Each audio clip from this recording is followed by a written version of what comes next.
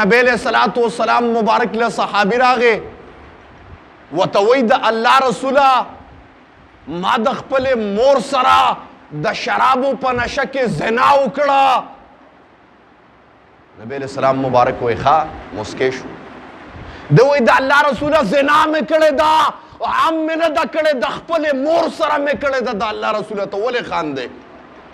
مسلمان ګرځي او مؤمن که کامل مؤمن ګرځي نو دی به دا 5 وقته مونځ کوي چې الله فرض کړی دی.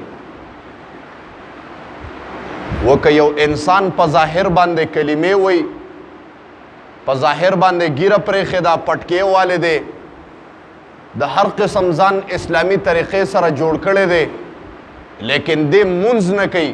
نبی علیہ الصلوۃ والسلام مبارک فرمای لا دین لمن لا صلاة له، نشته زمونږ دا دین د هغه چا دپاره څوک چې مونځ نه کوي. تاسو به د تبلیغیانو حضراتو نه اورئ اکثر چې د مسلمان او د کافر په مابین کې امتیاز او د ټولو نه غټ فرق الصلاة دا نماز دی. بس چې انسان مونځ کو پوشه د کې اسلام او ایمان والا نښه موجود ده، د کې د ایمان ارکانو والا ماده برابر ده.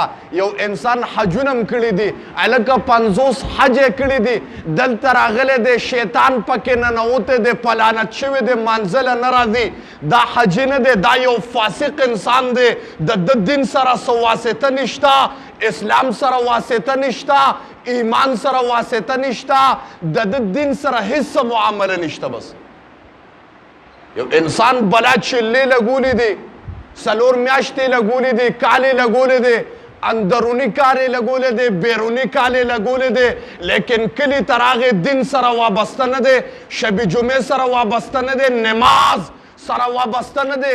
لا دین له دی د دین نه نه دی. د ما محترم پته ولګې د اصل شی په اسلام کې او د اسلام د ارکانو نه دا نماز دی. د ما محترم یو انسان نماز قائموي، تاسو به تقریرونه بار بار اورئ په خطبو باندې او په منبرونو باندې، خو لیکن نن ځکه خبره وکم نبی علیہ الصلوۃ والسلام مبارک له صحابي راغې ورته وایي د الله رسوله ما د خپلې مور سره د شرابو په نشه کې زنا وکړه.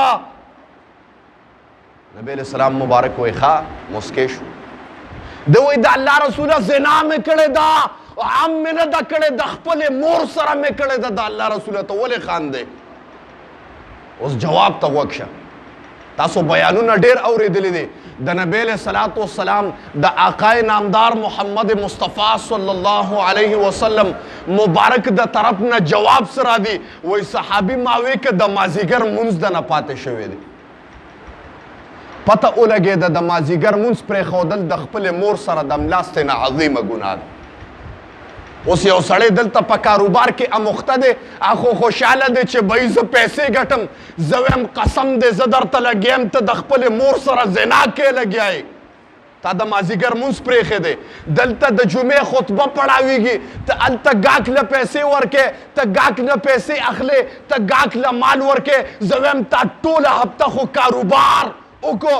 لیکن قرآن کې الله فرمایي اذا نودي للصلاة من یوم الجمعة فاسعوا الى ذکر الله. الله وی زما د نوم اواز چې د جمعې په ورځ باندې وشي فاسعوا الى ذکر الله، مسجد طرف ته ففروا الى الله، زما طرف ته رامنډه کا.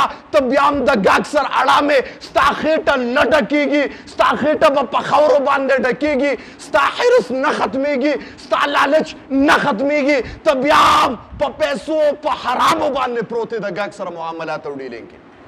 او بله خبره کومه جي ما خبرې سختې بیا په بار خلک تبصرې کوي. 2 کسانې ساتلي، یو راولیږي جومات ته او بلې هلته ساتلي دکان دپاره.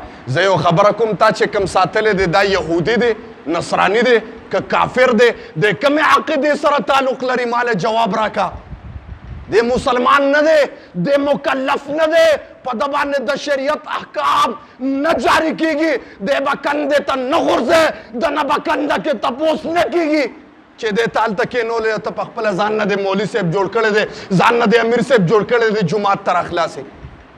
دکان مستقل بند کا د د چې دې چې تعالی کومې پیسې ګټي دا مطلقاً حرامي دي که یو سړی وایي چې دا حلال دي اذان اول اوشه د جمعې فرض تا کوم ډیلینګ وکړه 1 روپۍ دې وګټلې او 10 دې وګټلې ټولې دې حرام کړل ټولې که یو مولوي صاحب یو امیر صاحب تا ته ووایي چې حلال دي ما فقیر لی راوله 24 غنټې بره په مسجد کې ناست یم زه به ورسره بیا بحث کوم ته خو په حرامو باندې ته بیا چغې وایې یاره جي په روزۍ کې مې برکت نشته